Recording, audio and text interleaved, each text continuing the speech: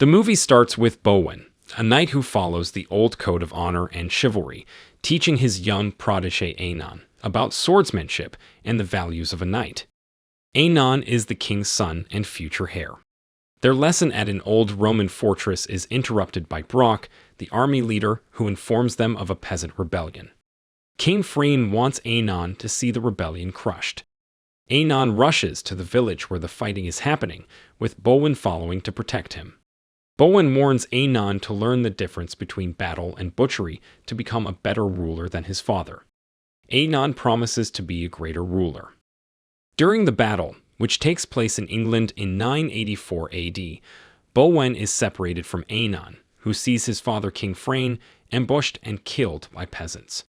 Einon takes his father's crown, but is gravely wounded when a young girl accidentally knocks him into a spiked post. Bowen rushes Einon to the castle, where the royal physicians prepare to help him, but Einon's mother, Queen Aislinn, sends them away, keeping only Bowen. As Bowen says Einon is beyond help, Aislinn looks at a dragon statue and says, "Not all." Aislinn, Bowen, and a small group of soldiers visit a mountain cave where Aislinn calls a revered being. A dragon appears, though mostly hidden in shadow. Seeing Einon's severe wound, the dragon is hesitant to help and warns of the consequences. Aislinn assures the dragon that Einon is different from his father and will be a good leader. The dragon insists Einon swear this himself, and Einon does just before dying. Bowen angrily confronts the dragon, who then removes half of his heart and places it in Einon's chest, sealing the wound with fire. As Einon awakens, the dragon reminds him of his promise. Aislinn thanks the dragon, and Bowen vows to repay him. On their way down the mountain, Einon orders Brok to rebuild the Roman fortress as the new royal castle, using peasants for labor. The rebellion is crushed, and rebel leader Redbeard and others are captured.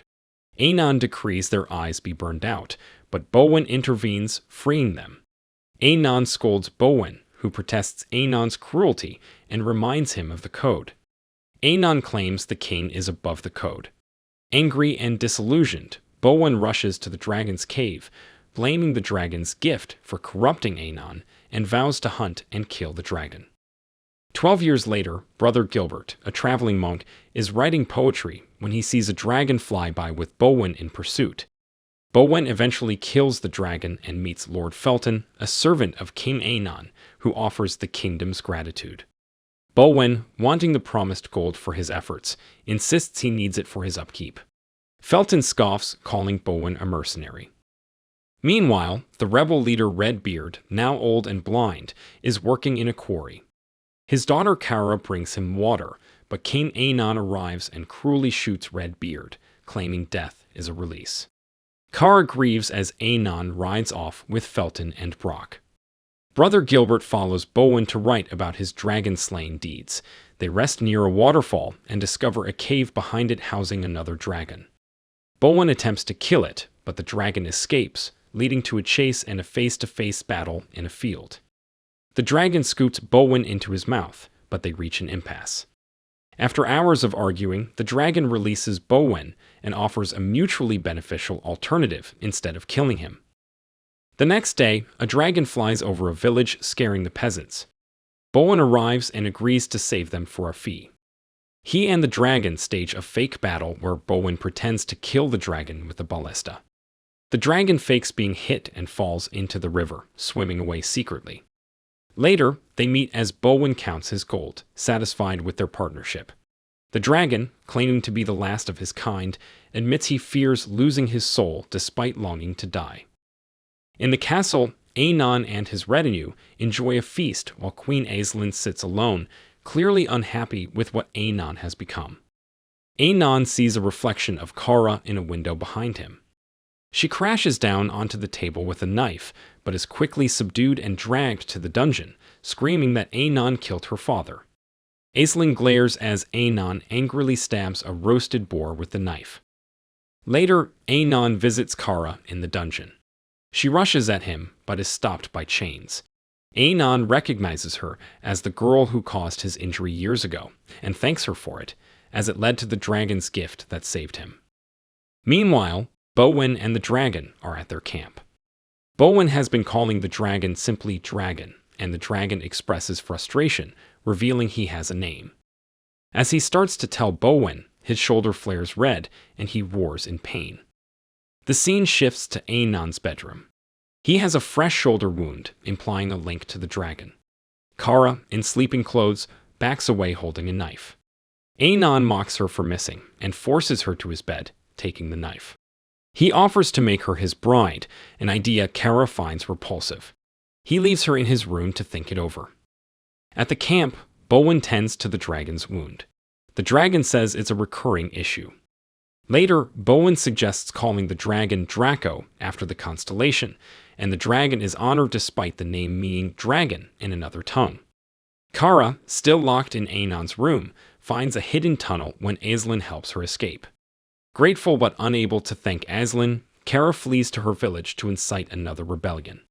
The villagers, remembering the last failed rebellion, reject her and throw rotten vegetables. Hewe, a villager who aided her father, is angry at Kara.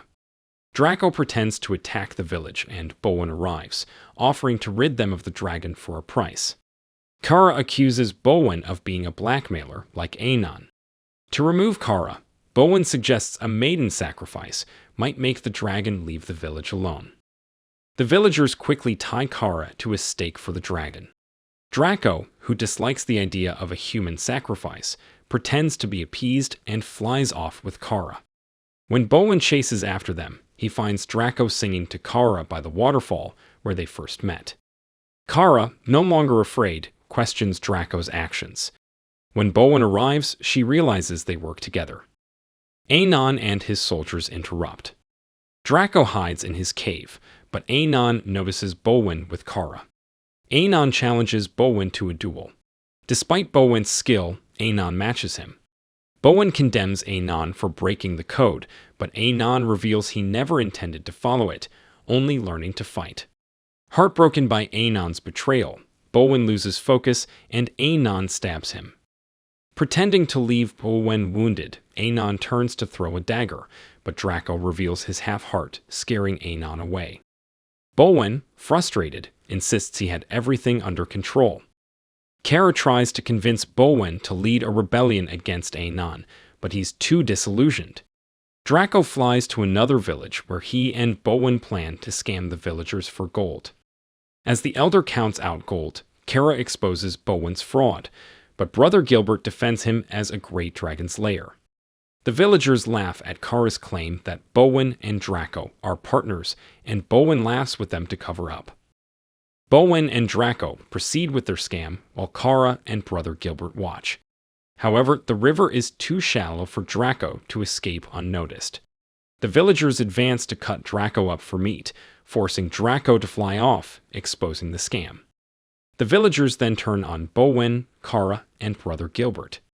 Draco rescues them and flies them to Avalon, King Arthur's legendary resting place. At Avalon, Draco explains that dragons must earn entry into their version of heaven or they fade into oblivion. He fears this fate because he gave Ainon half his heart, knowing Ainon would betray his vows. To redeem himself, Draco offers to help Kara start a new rebellion. Bowen, having lost faith in the old code, refuses. Later, during a rainstorm, Bowen is drawn to a courtyard with statues of past kings by Draco's voice reciting an old tenet. Bowen sees a vision of King Arthur, who recites the old code. Bowen repeats the words, regaining his sense of purpose. Draco smiles and shields Bowen from the rain with his wing. Back in Kara's village, Bowen announces his war against Ainon. Seeing Draco's support, the villagers are inspired to rebel. Bowen trains them to fight, and even brother Gilbert becomes a master archer. Brok rides by and sees the villagers preparing for war and Draco roaring in the village. He rushes to inform Ainon. Lord Felton dismisses the revolt, but Ainon, knowing Bowen's capabilities, takes it seriously. Aislinn gives Ainon a team of 5 top dragon slayers. When the villagers are ready, Bowen leads them to Ainon's castle. Ainon, eager for battle, suits up in chainmail armor. Felton and Brok try to stop him, believing the castle is impregnable, but Draco attacks from the air, dismantling defenses and outwitting the dragon slayers. Ainon leads his men out to meet Bowen. He signals a charge, but Bowen signals a retreat, luring Ainon's men into the woods. The villagers, hidden in the forest, reveal their greater numbers and set traps. Brother Gilbert, hiding in the trees, uses clever tactics to distract and wound soldiers. Bowen fights on horseback with his sword, while Kara leads the foot soldiers, fighting with twin hand axes and slaying several soldiers. Seeing his soldiers losing, Ainon signals a retreat and flees to the castle. Several villagers try to stop him but are easily defeated. Bowen shouts for Brother Gilbert to stop Ainon. Struggling with the commandment, "Thou shalt not kill," Gilbert finally shoots an arrow into Ainon's heart. As the arrow strikes, Draco falls from the sky, crying out in pain.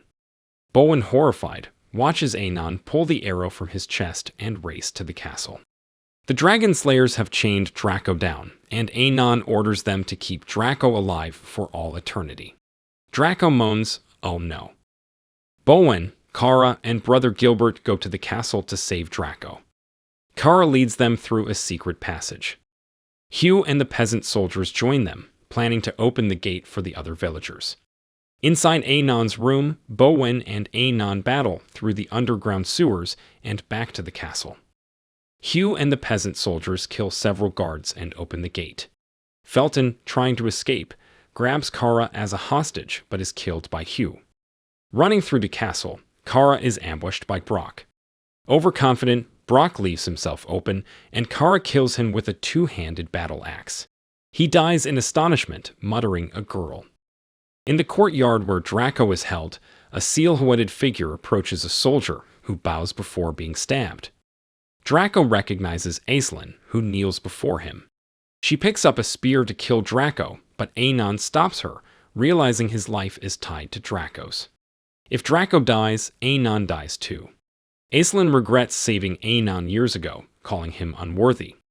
Disappointed, Ainon says, "How unmotherly of you." Aislinn walks away, and Ainon follows with the spear. Her cry is heard from the shadows. Ainon encounters Bowen, and they battle up to the parapets. Ainon breaks Bowen's sword. As Bowen swings away, Ainon loses balance and falls. Bowen reaches Draco and starts unchaining him. Draco reveals that their shared heart means he must die to kill Ainon. Bowen, unable to kill his friend, hesitates. Ainon, bloody but alive, grabs Kara and puts a sword to her neck. Draco bites his own hand, causing Ainon pain and making him drop his sword. Kara escapes, and Ainon rushes at Bowen with a dagger. Draco gives Bowen a reassuring smile, pulling back his chest plate. Bowen hurls Kara's axe into Draco's heart. Ainon collapses in shock as Draco smiles at Bowen one last time before peacefully dying. Kara, Brother Gilbert, and the villagers gather around Draco's body as Bowen mourns. Bowen hears Draco's voice, telling him to look to the stars. Draco's body turns into a reddish light, ascending to the constellation Bowen named him after. The stars gather around Draco, welcoming him home. Bowen smiles, knowing Draco has redeemed himself. The movie ends with Brother Gilbert's voiceover, recounting that Bowen and Kara led the kingdom through a golden age of wisdom, justice, and brotherhood. Draco's star always shone down on them, providing inspiration and strength whenever needed. If you enjoyed this video, don't be shy to hit the like button, and if you disliked it, hit the dislike button twice, just to be sure. It would be best if you watched the whole movie. Thank you very much for watching. Please subscribe for more videos like this.